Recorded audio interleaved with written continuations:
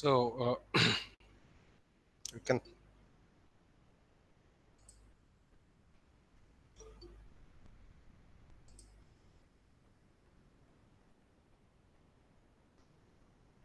So in the last class, we discussed about our Poisson distribution. So for a laser source, monochromatic light waves, so-called monochromatic light waves, if we consider, then the distributions we have, Poisson distribution we have derived. This is the Poisson distribution, equation 257 and 258 we derived. And from there we have derived also the variance, and that variance is nothing but uh, exactly equal to average photon number classically calculated, and the expectation also this average photon number, it is actually well proven. And then when we go for standard deviation, then it's just square root of variance. That is the standard deviation, is just square root of n average. So that means if your average is 100, then your standard deviation must be 10. So 10 number of photons fluctuations you will be able to see every time you measure. Okay. So now we move on to thermal light. So thermal light, if we have similar type of distribution, if you try to find, then I think you can compare that how good or how bad is the normal monochromatic light source or so-called laser sources. So when we talk about thermal light, that is nothing but basically black body radiation. So that is the so far we know that it's kind of whatever photon we can generate, it's one, we will find that this is one of the worst case situation. Of course there are other type of sources are there called chaotic sources that we are not discussing here, but we'll be just discussing this whatever monochromatic light source and then thermal light source, and then we will go for if we can go, if we can achieve or if we can get some better quality of light source. So black body radiation, we'll quickly find out that black body radiation, the distribution of statistics is basically uh, uh, like super Poissonian statistics. Okay. So we just assume that there is a black body, and it is you can model it like a three-dimensional cavity where you have electromagnetic modes will be there. If it is a cavity, you know you will be getting resonance modes, and black body radiation, you know all sorts of frequency will be generating, starting from 0 to very large value of frequency you will be getting.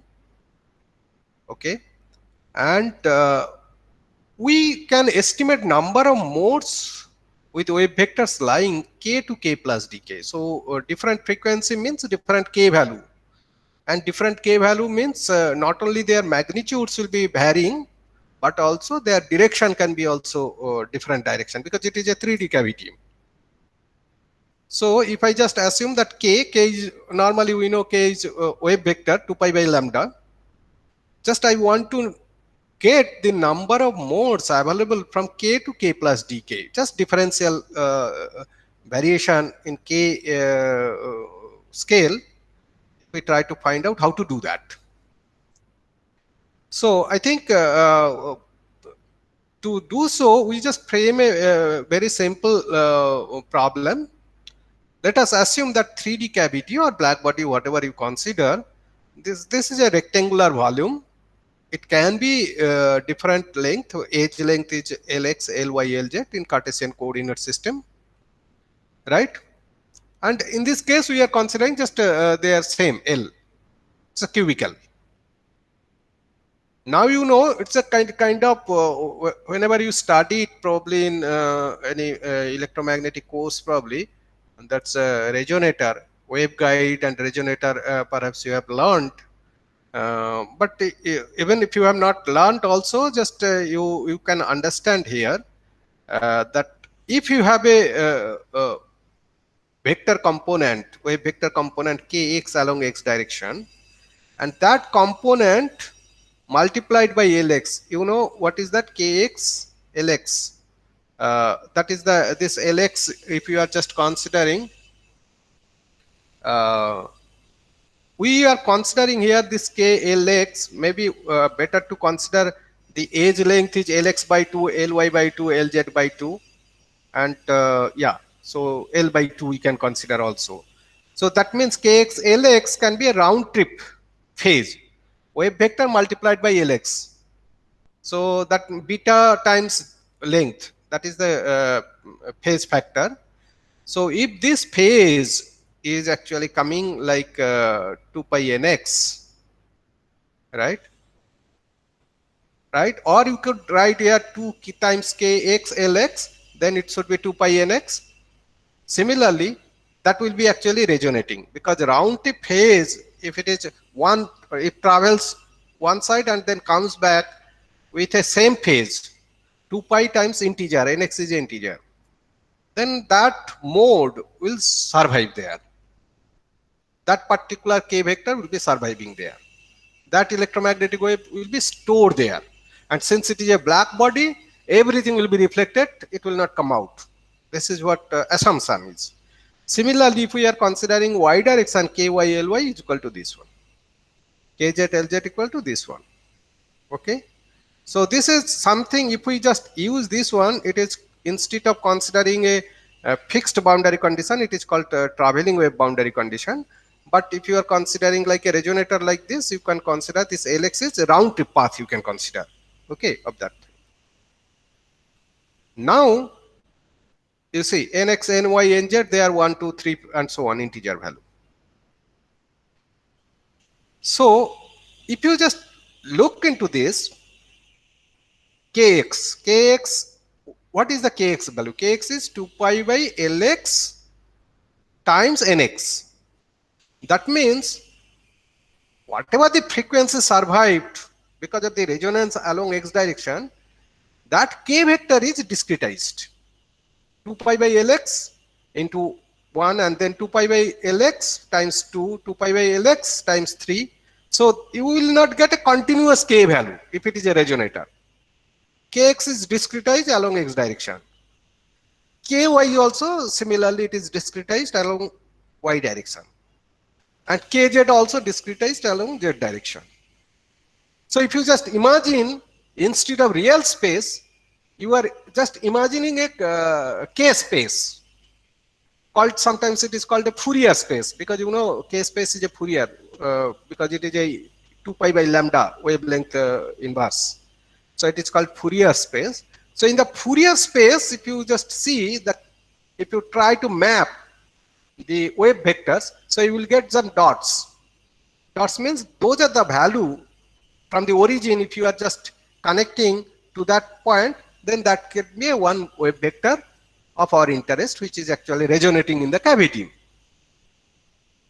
So now next question is that, in k space, if I am considering, I want to find out what is the volume of a particular mode, typical mode, because you say every point you are getting, that is a mode. Kx is equal to 2 pi by Lx, that is actually one mode. Nx, if you are considering one mode. Nx equal to 2, another mode you will be getting. Nx equal to 3, another mode will be getting, another point will be getting, and 3 dimension we will be getting. So that means if you have an origin somewhere here, and from that origin, if you just move x direction after 2 pi by L, Lx equal to Ly equal to Lz, if you are considering L, after 2 pi by L, you will get 1 point. And then another 2 pi by L, another point. Another 2 pi by L, another point. Similarly, y direction also you go 2 pi by L, every 2 pi by L, you will be getting 1 point. But that point means that is a solution. Now, if I ask you to find out in K space for a given solution or given mode how much volume it occupies. So you can imagine that if 2 pi by L this side, 2 pi by L this side, 2 pi by L Z side.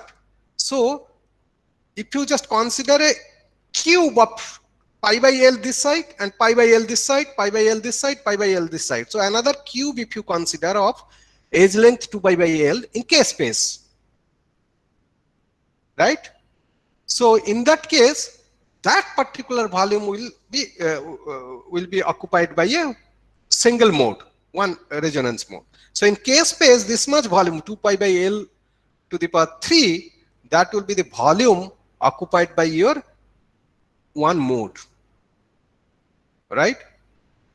Now what I try to understand that, okay, now you are in a K space. Now you consider in the K space certain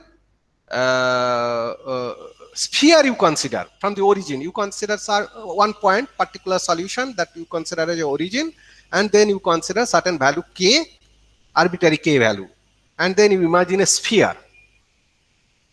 Okay, so that sphere, what would be the volume of that sphere? That will be 4/3 pi K cube. That is a simple volume of the, in K space I am just calculating. Now if I divide by the volume occupied by a single mode, then I can say for a sphere of radius K can contain this many number of mode. So I can find that if you are considering in K space up to K a sphere, then you are covering at least this many number of modes. But here what we are doing, we are multiplying 2. Anyone can tell what is that 2? So this 2 comes, you know, polarization. Exactly. If it is propagating in a certain direction, 2 orthogonal polarization you can decompose of that mode, and then you can get 2 polarization. So just 2 times will be there, just to count 2 polarization. That will be the number. Now I have multiplied by 1 by 8. This is important because we are considering like a standing wave situation. So in K space, I will only will consider positive octant. Positive octant, that means Kx plus, Ky plus, Kz plus. That particular octant, if you just consider whatever value will be there, that is the mode, because all negative value will count as a standing wave, right? Plus Kx minus Kx, that will include as a standing wave. So that's why you don't need to consider entire sphere, whatever the number of points coming. Instead of that, you just take one octant of the sphere. Then that number will be the mode for 0 to K, number of mode. So we calculate like that. Now it is clear that if your original space, if it is more, length is more, then your number of modes will be more. L cube means volume basically. So more volume means more number of modes will be there. So to make it dimensionless, volume independent, what we do? We calculate per unit volume, how much, right? So if we do per unit volume, then we'll be getting 1 by L cube. That means we have to divide L cube, that will go actually from here. So if I just consider this one, so per unit volume from 0 to K, this many number of modes will be there. But we define a particular term, figure of merits, called density of states. So that density of states, it is defined like that: 1 by LQ dnk by dk. That means I am just differentiating this one. What does it mean, differentiation? Differentiation means I will be getting k to k plus dk. So for delta k variation, k to k plus delta k, how many number of modes will be there per unit volume? Okay, so that is what I can get. That means dkk is per unit volume per unit wave number, wave vector. So from here I write this one.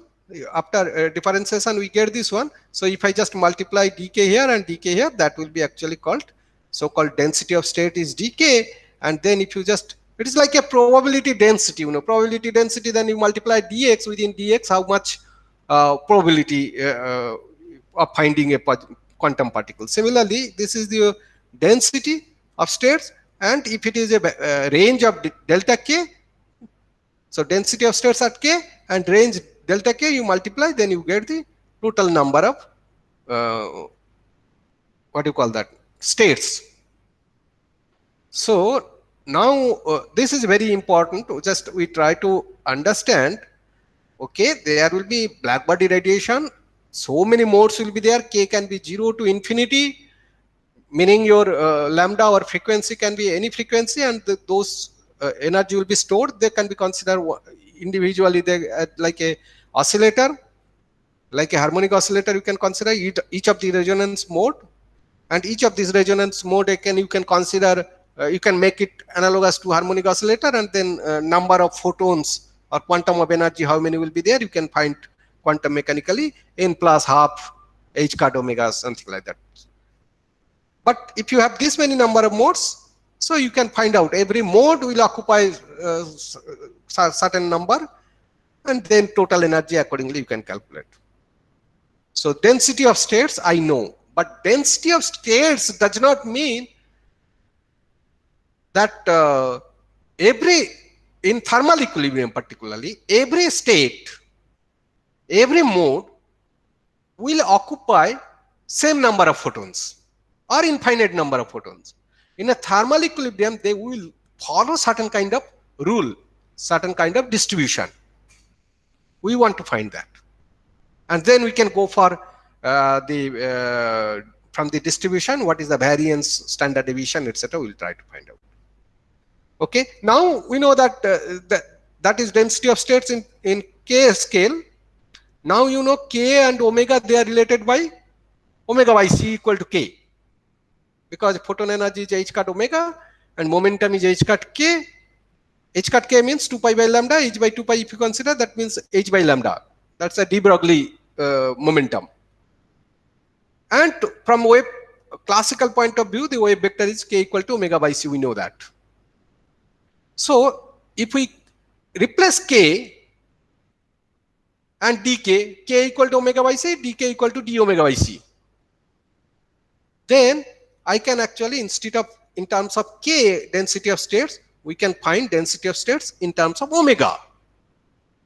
That is most interesting to us, because omega is the frequency and directly related to the photon energy.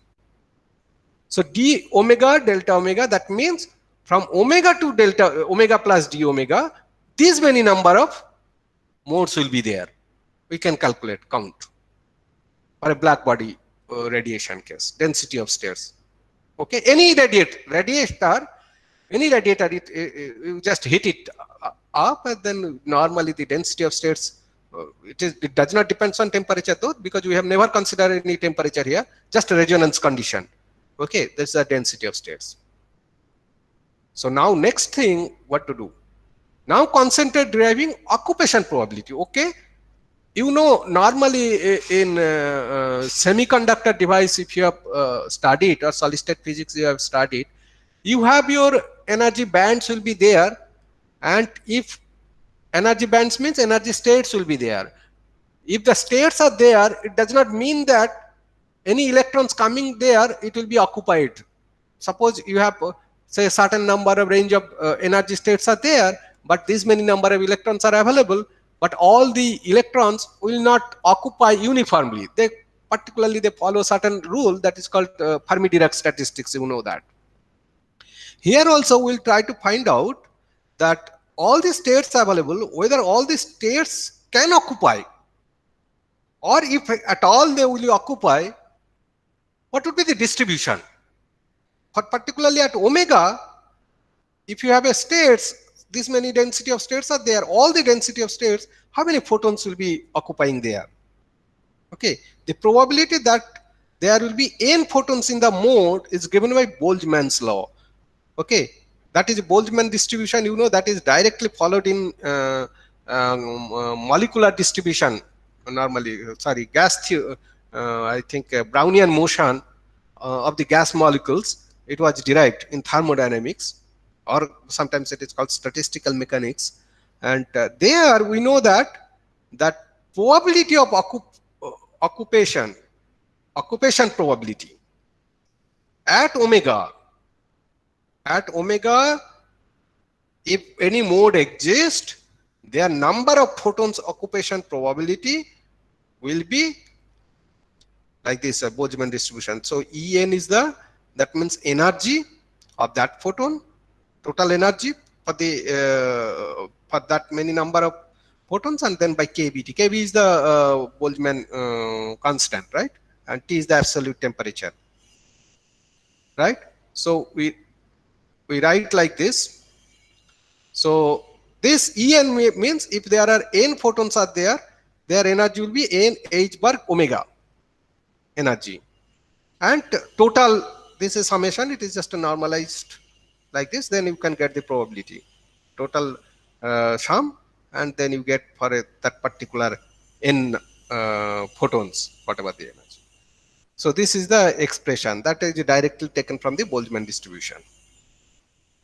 But in the Boltzmann distribution, there normally it is a continuous En you can consider there, but here since you have a photon, you are considering semi-classically photon number, so it is just discretized n h bar omega, because I want to know at omega how many photons will be there, because photons cannot be splitted or continuous energy in case of, once we consider it is quantized, so energy will be coming in a quantized manner.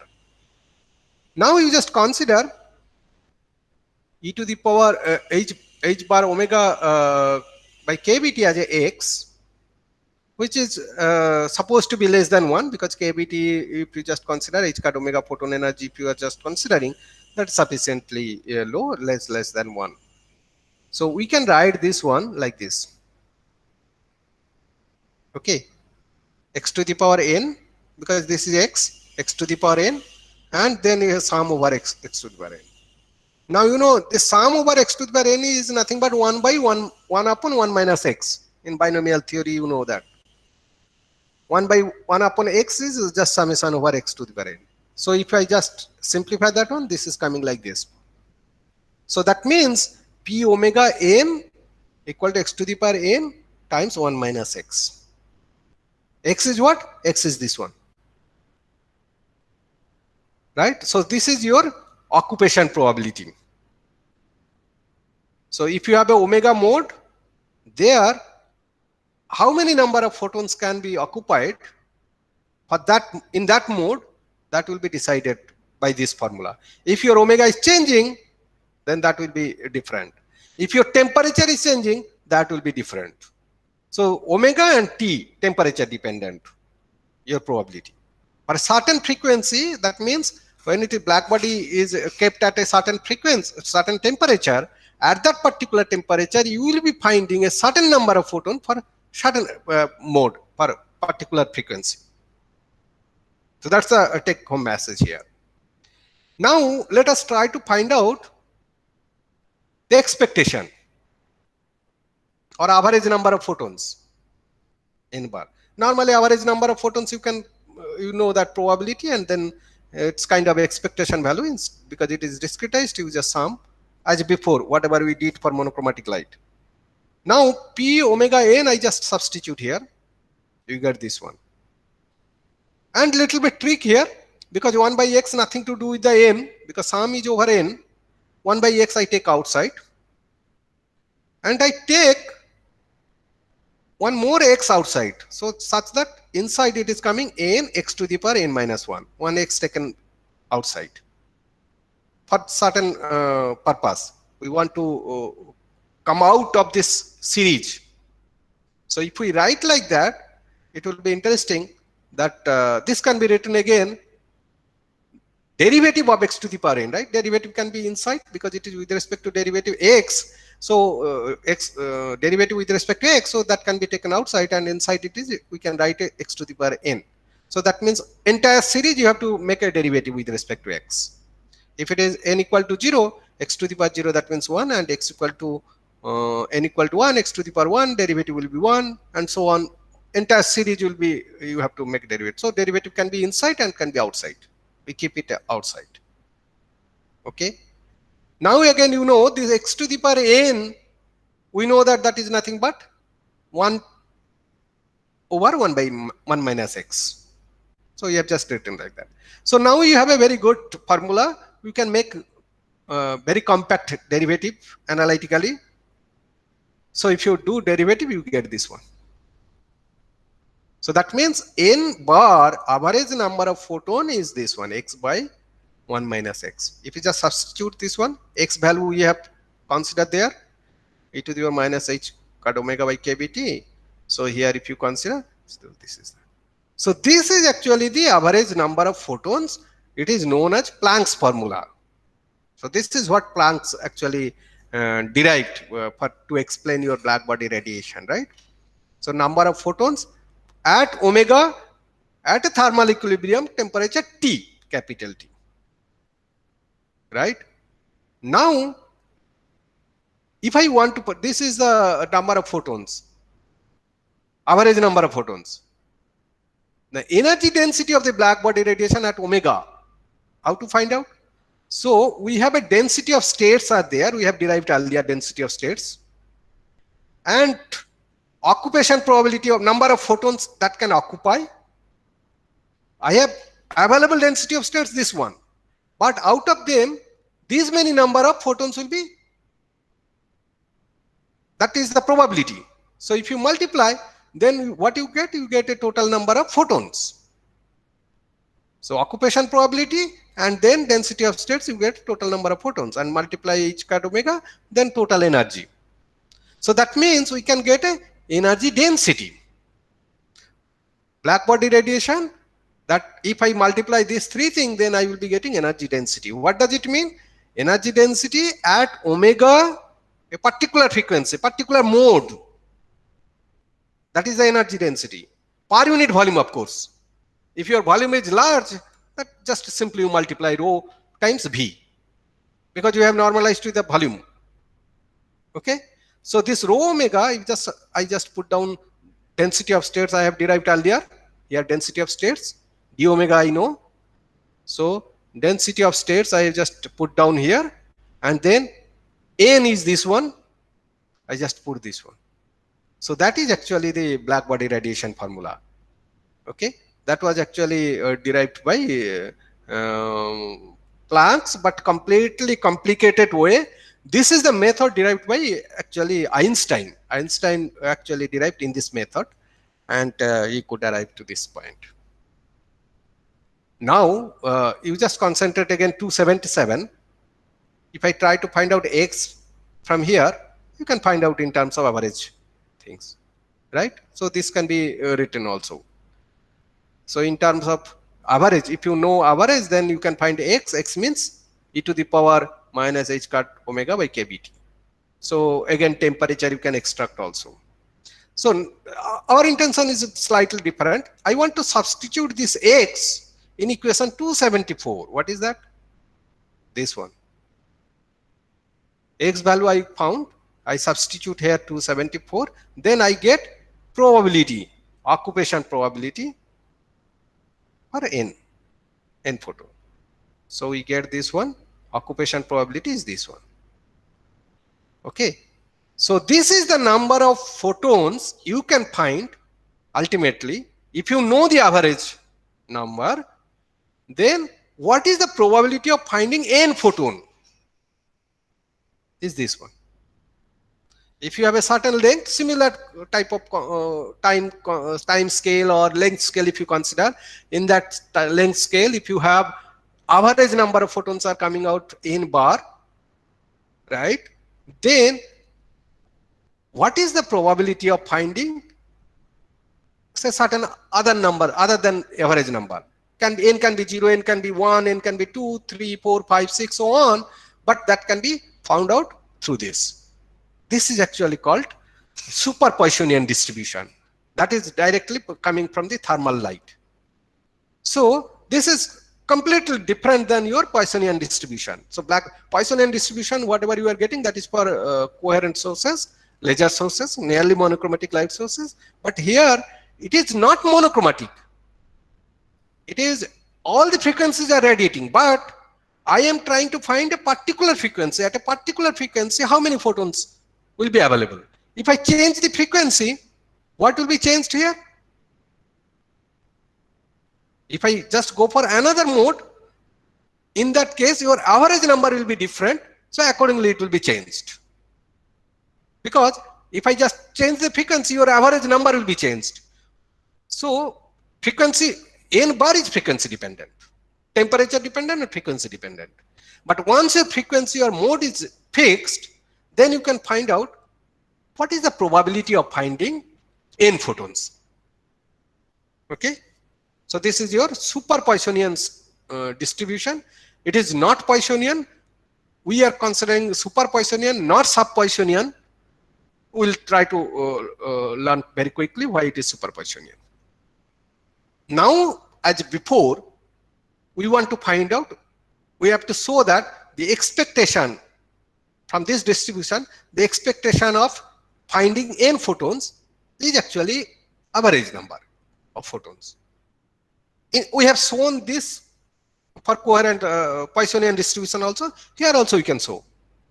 That means expectation of n means n probability of finding n photons and sum. That is your expectation, right?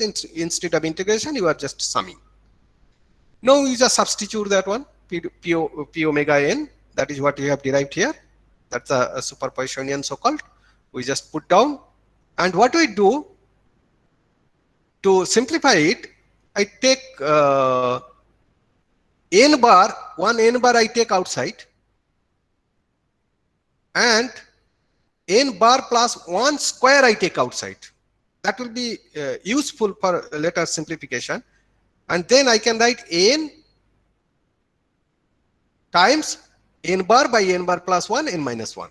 So these things are simplified, just taken this one outside. N bar I can always take outside because it is sum over n only. As long as n inside is there, I think I don't have any problem. Whatever series you are getting, you can multiply this one. This is a constant term with respect to this series. Now, what do? You consider this one as x. This n bar divided by n bar plus 1, you consider some x value. It is not that x earlier we considered, it is some other x value we are considering. Okay. Right? So we can write n x to the power n, because this is a constant, some value. So I just put down x n to the power minus 1. Okay, x is assumed like this. We could do y and a or whatever variable you can consider. Now, what you do, this one, if you can write derivative of x to the power n. Derivative of x to the power n is n x to the power n minus 1. So I put derivative of x to the power n. So once you put x to the power n within series, that we know that is 1 by 1 minus x. X is less than 1. So 1 by 1 minus x is this series basically. And we know again that derivative we can get. Once we do derivative, then we finally get n bar. 1 minus x square, we return back x value. Once we return back x value, then simplification it comes that n. So that means whatever super Poissonian distribution we get, and they are also according to our normal mathematical calculation, it is coming like expectation value, that's average value, n bar it is coming. Now for variance calculation, we know what? We need to calculate this one. N square expectation minus n expectation square. That is actually variance according to our definition. Same way like Poissonian distribution, what we did there, we can just make it n square minus n plus n. This one is expanded like this. We added minus n and plus n. And then this one, you know, n bar, we have already showed earlier. So n bar square. Now this expectation, you know, expectation of two terms, I can actually split them. Expectation of this one plus expectation of this one. I can add them, right? Because expectation of this one means integration, and this one also integration expectation. So we have to put two separate things. So we can write this. So this one expectation is coming again n bar minus n square. So we need to find out again same expectation value like what we did for Poissonian distribution. Try to find out along with the thermal distribution here. This one means n minus n, expectation of this one means n minus n, we write n minus n, and the probability density, probability distribution, this one. So here also we try to do a little bit of trick. Again, you know that if you put n equal to 0, entire thing will be 0. N equal to 1, entire thing will be 0. So your series can be starting from 2.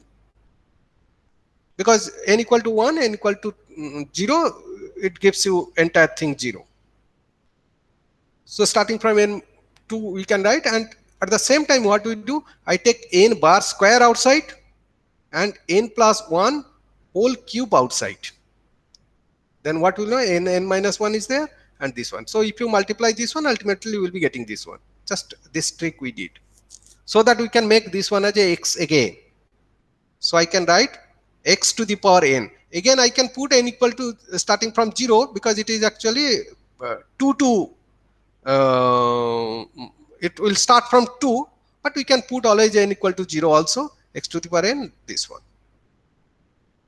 And double derivative will come. If you just do double derivative, then it will be coming n x to the power n minus 1. Once again, if you derivative n times n minus 1, x to the power n minus 2. So you are putting double derivative, and once you again simplify, you make a double derivative here. So you get this one, and simplification you get 2n bar square. Okay, so expectation of this one is 2n bar square. So now I can just use here variance. This one is 2n bar square plus n bar minus n bar square. So what you get? You get ultimately variance equal to delta n square n bar plus n bar square. So this is the difference. In case of Poisson distributions, your variance appears to be n bar only. But in this case, your variance is again added one more term, n bar square. Clear? So variance is obviously here is large, and always you see the probability when, if you are from this function, if you just try to see here, where is the function, probability function here? If you just put n equal to 0, you get a probability, and that probability will be maximum. Once n is increasing, your probability will be dropping. You see, n increasing means always it is actually less than 1. Okay, n bar by n bar plus 1 means it is less than 1. So as n increased, your probability will be dropping. So it will be slowly it will be dropping. Earlier we have shown that thermal distribution will be just at n equal to 0, it is a maximum probability, and then as you go for increasing n, probability will be dropping. That actually indicated here, average for a given average number. Okay. So now this particular thing, we just red version and blue version, I'm just reading it. It is a simplified way you can understand. This shows that the variance of the Bose-Einstein distribution is always larger than the Poissonian distribution, which is for a given, if it is average photon number is same, then variance, if average photon number is same for both cases, whenever you are sampling and you see the average photon number, you are considering same for Poissonian and coherence or this thing, you can write like this. Okay, so Poissonian distribution is always larger than that of Poissonian distribution, which I think it should not be n bar square, it should be n bar. It's a mistake. It should be n bar. Okay, and thus the thermal photons falls into the category of super Poissonian light. We consider super Poissonian because its variance is higher than that of your Poissonian distribution. That's why super. Variance is higher. And standard deviation you can just put down.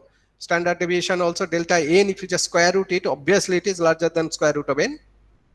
But in case of Poissonian light or coherent source, it is delta n equal to just square root of n bar. Okay. Now this part we also important, just to relate how when super Poissonian light source can be treated as a Poissonian. It's just a simple theory. So whenever you are considered, suppose you have a different modes are there, but your cavity is such that you have a very nearby, many modes are there. For a certain omega, we know at omega a certain mode will be there, another mode will be there at a certain other discrete points. But if you are just considering at a particular frequency, there are many modes are there, degenerate modes are there. Okay. So at a particular frequency, if you have a nm number of modes are there, right, then this equation will be modified like this. It needs some kind of additional theoretical derivation. I am not going into that detail. Okay. So that means if you have just nearly degenerate, many modes are there around omega, not a single mode. Suppose that means you have a omega is making a resonance in this direction, also omega making a resonance other direction. Many more modes are there at same frequency. It's a kind of so-called degenerate modes, right? Then how many degenerate modes are there, for example, that you can consider, or you can consider that very nearby modes are even maybe not matching exact frequency, but nearby frequencies are there. So you count that number is nm. Then this expression will become like n bar times n bar square nm. When this nm is very large, so that means very large means you are just trying to say that nm tends to infinity, for example. What you mean to say that you have a at a particular frequency, you have a large number of modes will be there at a particular frequency. Mode density will be more, even if it is degenerate. So in that case, these value will be vanished because n bar square by nm, right? So it is actually almost whenever you can make any resonator to force oscillate at a particular frequency to give more number of modes there, then it is almost like a coherent, like a laser source. So variance will be just n bar, and the standard deviation will be square root of n. Of course, you are considering for that particular frequency, around that particular frequency. If it is a black body, all sorts of frequencies are coming out. You cannot really, you have to consider each of the mode separately. When I consider this delta n square variance, this one, that means I am considering only a particular mode, particular frequency, around a particular frequency. But there are so many frequencies, so many components are there. But in case of laser source, we have what we have considered. We have also considered one particular frequency, monochromatic we have considered, but there will be some fluctuations will be there. As I said, that's why your distribution can be different. That is what I saw. So in this case also you can consider, if your black body radiation is emitting all sorts of things, if you have a very fine filter, so you just pick up at a particular frequency window and then you find how many modes are there, then you can approximately consider like a coherent source. But that's absolutely difficult and no one does that. Okay. Now this one. This is, I think I have introduced earlier, I told Einstein's equation of energy fluctuations. You can recollect, I think very beginning we were discussing that Einstein is the first who showed that actually electromagnetic energy is a combination of both, you can have quantum nature as well as wave nature. Now with our knowledge so far we generated, we have learned, with that also we can derive that Einstein's energy fluctuations formula.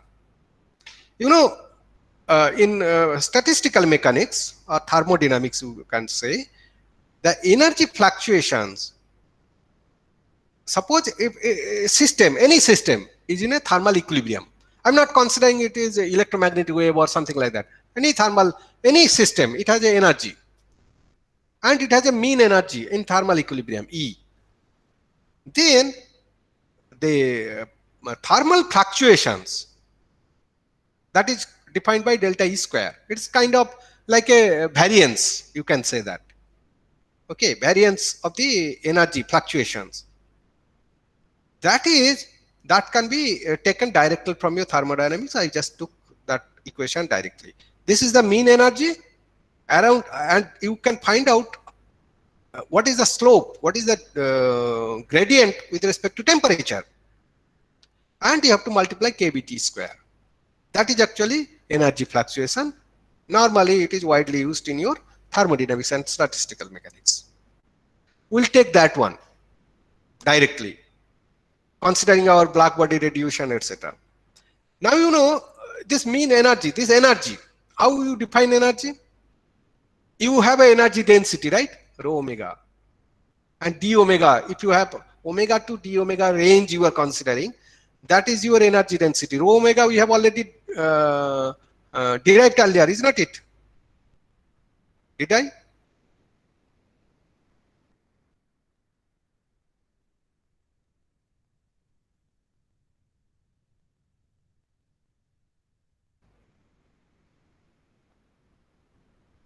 No. No, I think I thought that slide were gone. I think this one, equation 280. Rho omega we have already considered, right? Density of states multiplied by number of photons and energy, and then that is actually per unit volume. This is the energy density, right? And if you just multiply d omega, then you can get total whatever. This is the probability, and then d omega you can get then total energy density. So this energy density we just multiply here and volume, then total energy of the system you will get. So I use directly that statistical mechanics formula here. That is true for any system. I am just considering for our black body radiation for the same, from the same formula. So this energy V you are putting, and rho omega we are putting, rho omega equal to this one, density of states, and multiplied by the whatever the things, n bar, everything we are multiplying d omega, right? This is the volume under consideration. Now we can write this one, this delta E square d omega equal to kBT square V times d omega. So this side also d omega multiplied, I write same thing, delta E square d omega is equal to this one, I have just repeated here. Okay. Now you do the partial derivative with respect to, you just consider this one is 1 by 1 u and this one is v, and then you make a partial derivative. So if you do this partial derivative, you get this thing. First you make a derivative with respect to this one, and then you keep this one, then you get this one, and then keep this one and make a derivative of this one, you get this one. Now you see, again you are getting back this one, little bit simplification if you do, then this left hand side keep as it is, kBT square will cancel, v d omega I have taken this side, and then this one if you multiply here with this one, that is actually rho, this one multiplies by this one equal to rho omega, right? This one multiplied by this one equal to rho omega. That means rho, and then multiplied by h cut omega. So you get this one. And the second term you are getting, that is rho square will be there. And since you are writing rho square, one more scaling factor you have to multiply here. Otherwise that will not be balanced. Pi square CQ by omega square. Rho square v to omega. Okay. So now this is the equation. I think you can recollect that very beginning, first, I think within first few classes we were discussing that this is the energy fluctuation for a particular volume V. So what is this? After deriving this equation, Einstein realized that the first term is due to particle nature of light, quantum origin, because it is h cut omega and rho is there. while the second term originates from the thermal fluctuations of energy of the electromagnetic radiation. That is the classical origin, called the wave noise. So that means energy fluctuation for a black body radiation from the thermodynamical point of view, you can show that first one, you just simply rho h cut omega means a simple energy distribution, quantum nature you are getting. But this one, it is coming because of the kBT square, all those type of things are there, thermal fluctuations. Okay, and that is actually called wave noise. So that is actually simultaneously you have a wave property as well as particle property together contributing to energy fluctuations. Okay, now here I want to ask you a quick question, quickly anyone. Suppose this black body radiation, instead of black body radiation, you have a cavity, say spherical cavity, and certain wavelength range is there. Okay, so for that, if I want to modify medium, here we have considered black body, but medium is considered like a free space, right? I don't have any medium property given here so far. Everything just temperature. Temperature of what? We are considering kBT, temperature. Temperature of what? It is a black body. Temperature of what you are getting? Heat wave, right? What you will measure? Temperature, how will you measure if nothing is there? Okay. So if it is a medium is there, how you will modify this equation? Anyone can tell? Suppose if I ask you this equation, equation 280, energy density. Your cavity is a medium, for example. Instead of just considering empty, if it is a medium, what modification needed here? Anyone can tell? Someone left. Makham. Anyone can quickly tell? What modification? Velocity. Yes. You are writing a velocity c. C is the velocity for the free space. So velocity will be changed, right? If Yes, it is, so that means you have to add refractive index, right? Yeah. So refractive index to the power 3 should be multiplied in the numerator. Numerator. Yes.